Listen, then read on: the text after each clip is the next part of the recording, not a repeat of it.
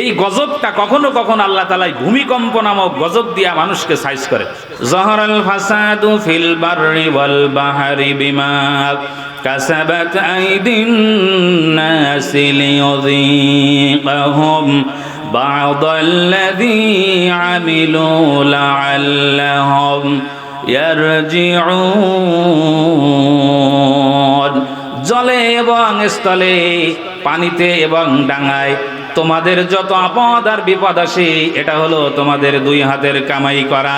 এই জন্য আমি আল্লাহ রাব্বুল আলামিন এটা দেই যাতে করে তোমরা লাআল্লাহুম ইয়ারজিউন, ভুল বুঝতে পারো, তওবা করো আর আমার দিকে ফিরে আসো। এই জন্য আমি আল্লাহ রাব্বুল আলামিন তোমাদেরকে এই বড় বড় গজব দিয়ে থাকি। তাহলে আল্লাহ বলছেন এটা তোমাদের হাতের কামাই করা। যেমন সমাজের মানুষ সার্বিকভাবে সকলেই মিলে যদি অন্যায়ের মধ্যে ডুবে থাকে, আল্লাহ তাআলা সীমালঙ্ঘনের মধ্যে থাকে, তখন আল্লাহ তাআলা ওই জাতিকে দুনিয়া থেকে উৎখাত করে দেন, ওই জাতিকে আল্লাহ তাআলা গজব দিয়ে ধ্বংস করে দেন। কথা কি বুঝতে পেরেছেন? কারণ সামাজিকভাবে মানুষ যখন একসাথে অন্যায় করে, আল্লাহ তাআলা তখন ভূমিকম্প নামক গজব দিয়াও ওই সমাজকে, ওই রাষ্ট্রকে, ওই এলাকাকে, ওই অঞ্চলকে আল্লাহ তাআলা জমিন থেকে উৎখাত করে দেন। ভূমিকম্পে কোরআনে কারীমের মধ্যে 6টা শব্দ পাওয়া গেছে। কয়টা শব্দ?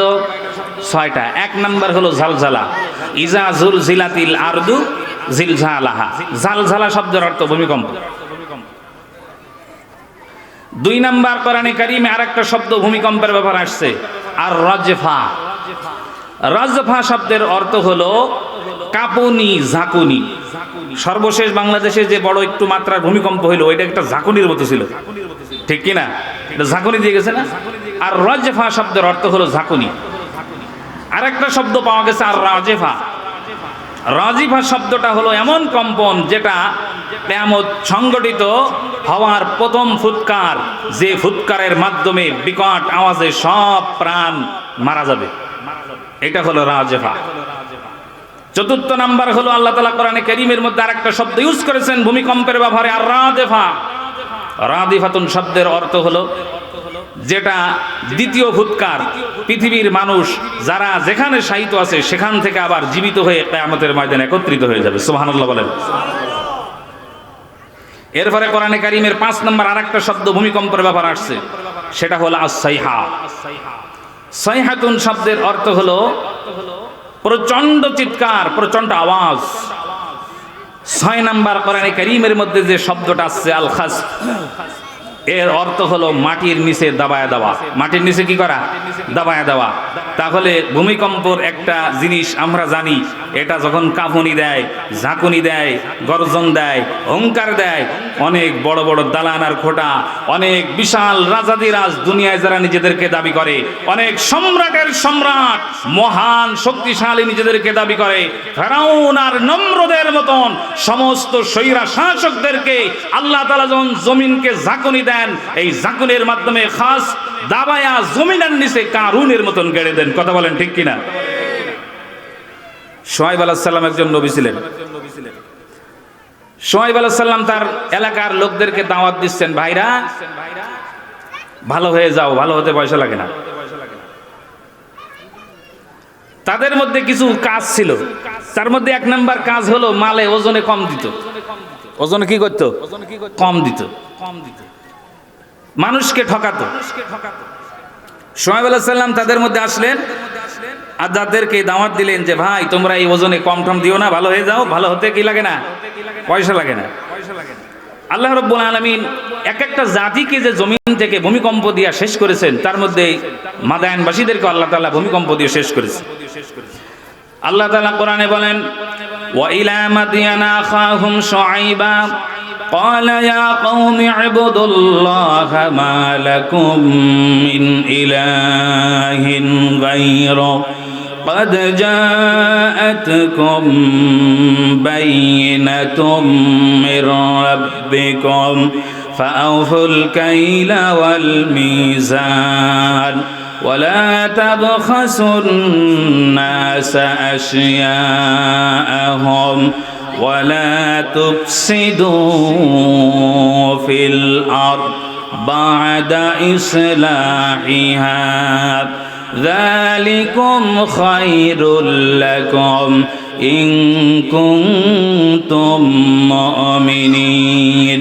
আল্লাহ তাআলা বলেন, ওয়া ইলা মাদিয়ানা আখাহুম শুআইবা, আমি যখন মাদায়ানবাসীর নিকট তাদের ভাই শুআইব আলাইহিস সালামকে পাঠালাম, তিনি তাদেরকে বললেন, আমার কওমের ভাইয়েরা, খবরদার তোমরা আল্লাহ ছাড়া কারো ইবাদত করো না।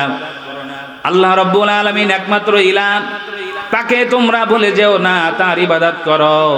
আর তোমাদের কাছে যখন স্পষ্টভাবে যখন তোমাদের কাছে নিদর্শন পৌঁছায় গেছে, খবরদার খবরদার তোমরা ওজনে মানুষদেরকে কম দিও না। ওজনে কি করো না? কম দিও না। ওয়ালা তাবখাসুন নাসা আশিয়াহুম, মানুষদেরকে তোমরা ঠকায়ও না। ওয়ালা তুফসিদু ফিল আরদি বা'দা ইসলাহিহা, আর জমিনের মধ্যে যখন সুশৃঙ্খল পরিবেশ গুছিয়ে উঠবে, তখন জমিনের মধ্যে তোমরা ফ্যাসাদ সৃষ্টি করো না। এই কথাগুলি তিনি ওয়াজ করলেন। শুআইব আলাইহিস সালামকে খাতিবুল আম্বিয়া বলা হতো। তিনি নবীদের মধ্যে সবচাইতে ভালো খুতবা দিতেন, সবচাইতে ভালো ওয়াজ করতেন শুআইব আলাইহিস সালাম। তিনি এত সুন্দর করে চমৎকার করে ওয়াজ করলেন, এই ওয়াজের কথাগুলি তার এলাকার মানুষ শুনল না, তারা ওজনে কম দেওয়া বিরত থাকলো না। এরপরে তিনি আরো কিছু কথা বললেন। তিনি বললেন, তোমরা রাস্তার পাশে বসে থেকো না, আমার নিকট যখন কোনো মুমিন আসতে চায় তাদেরকে বাধা দিও না। কোরআনে কারিমের প্যান্ডেলে বাধা দিবা না, হক কথা বলার ক্ষেত্রে বাধা দিবা না, মানুষদেরকে তোমরা তিরস্কার করবা না, এই কাজগুলি থেকে বিরত থাকো। তারা শুআইব আলাইহিস সালামের সেই কথাগুলি শুনলো না। যখন তারা সীমা লঙ্ঘন করলো, আল্লাহ রাব্বুল আলামিন বলেন, আমি তখন তাদেরকে ভূমিকম্প দিয়ে শেষ করে দিলাম। আল্লাহ বলেন, ফাআখাযাতহুমুর রাজফাতু ফাআসবাহু ফি দারিহিম জাসিমিন। আল্লাহ তাআলা বলেন, যখন তারা সীমা লঙ্ঘন করলো, আমি আল্লাহ রাব্বুল আলামিন তাদেরকে ভূমিকম্প দিলাম, এমন ভাবে তাদেরকে কম্পন দেওয়া হলো। রজফা শব্দের অর্থ আমি বলেছি ঝাঁকুনি দেওয়া। আল্লাহ তাআলা এমন ভাবে তাদেরকে ঝাঁকুনি দিলেন, সকালবেলায় যে দেখা গেল তারা প্রত্যেকেই নিজের ঘরের মধ্যে ঝাঁকুনি খাইয়া উপর হয়ে পড়ে আছে। জোরে কোন সুবহানাল্লাহ। এমন ঝাঁকা আল্লাহ দিয়েছে, ঘরের মধ্যে উপর হয়ে পড়ে আসে। আল্লাহ রাব্বুল আলামিন আরো বলেন, الذين كذبوا شعيبا كأن لم يغنوا فيها الذين كذبوا شعيبا كانوا هم الخاسرين। যারা শুআইব আলাইহিস সালামের কথাগুলিকে মিথ্যা প্রতিপন্ন করেছিল, আমি আল্লাহ তাআলা তাদেরকে এমন ভাবে ধ্বংস করে দিয়েছি পৃথিবী থেকে, কাল্লাম ইয়াগনাউ ফিহা, সেই জায়গা দেখলে তখন মনে হচ্ছিল এখানে আগে কেউ কোনোদিন বসবাসই করে নাই। এমন অবস্থা করেছি দেখে মনে হচ্ছে কেউ বাসই করতো না। কানু হুমুল খাসিরিন। আর আল্লাহ রাব্বুল আলামিন বলেন, তারা বলতো শুআইব এবং তার যারা স্মরণ করে তারা ক্ষতিগ্রস্ত হবে, কিন্তু সর্বশেষ দেখা গেল যারা তার কথা মানলো না, আল্লাহ তাআলা তাদেরকে ভূমিকম্প দিয়ে ক্ষতিগ্রস্ত করে দিয়েছেন। এইভাবে পৃথিবীতে আরেকজন ছিল, নাম ছিল কারুন। কি নাম ছিল? আল্লাহ তাআলা অনেক বেশি সম্পদ তাকে দিয়েছিলেন।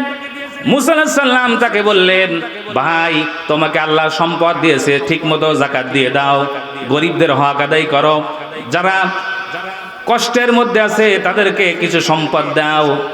এইবার কারুন জবাব দিল, এই সম্পদগুলি আমি কেন দেব? কারণ এই সম্পদ ইন্নামা উতিতুহু আলা ইলমিন ইনদি, এইগুলো আমি আমার মেধা দিয়ে বানাইছি, আমি গায়ে খেটে বানিয়েছি, শ্রম দিয়ে আমি টাকা পয়সা উপার্জন করেছি। তোমার আল্লাহ বলে দিলে আর সাথে সাথে আমি দিব, এটা হয়? তার মানে আল্লাহ দিয়েছে, সে দিতে রাজি না।